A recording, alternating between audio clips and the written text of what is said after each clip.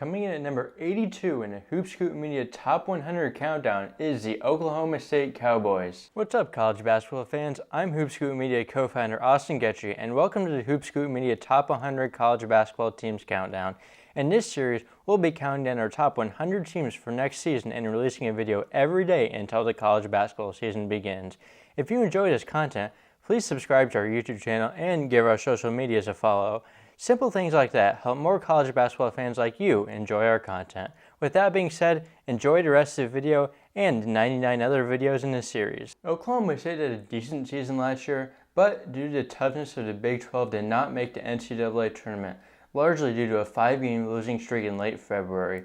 The Cowboys finished 46th in KenPom, 8-10 in the Big 12, and 20-16 overall, earning a 2 seed in the NIT before losing to North Texas in the quarterfinals. The Cowboys lost some significant pieces from last year's team. Caleb Boone, who made the all-conference team, transferred to UNLV. Point guard Avery Anderson stayed in the conference and transferred to TCU.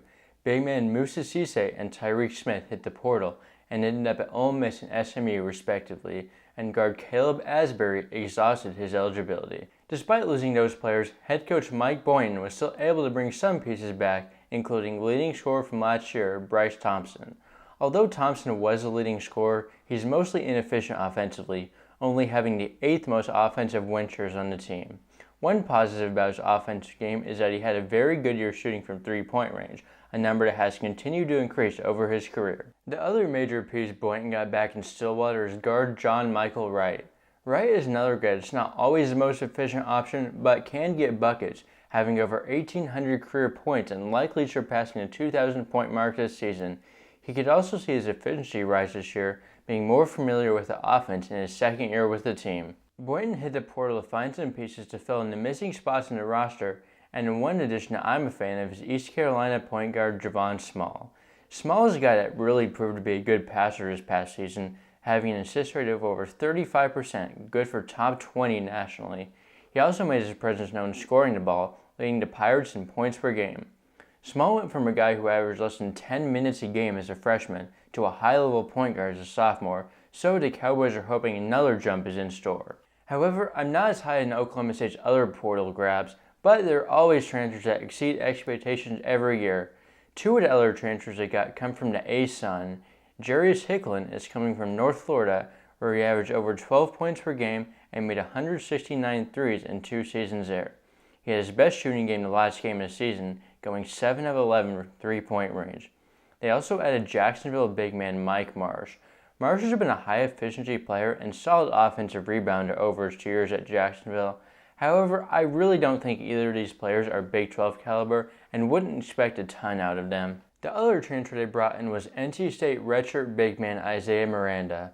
While he was a good recruit, there have been some questions on whether he would make a positive impact on a team. Either way, he poses intriguing physical skills and still has all of his eligibility left and can't transfer anymore, so it was definitely worth taking a shot at. The other returner for the Cowboys is Keon Williams, who was a freshman last year. While he didn't see a ton of playing time, he showed some decent flashes and gave lots of hope that he'll develop into a Big 12 starting caliber player in the coming years. While I was critical of Mike Boynton's transfer class, I am not critical of his incoming freshman class, as I see some impact players right away in there. One member of the class that is likely to find himself in the starting lineup is freshman Brandon Garrison, who is a top 50 recruit and will get his fair share of playing time right away as a big man. Another possible starter is Eric Daly Jr., who is also a highly ranked recruit and played in the USA U19 team this summer in Hungary.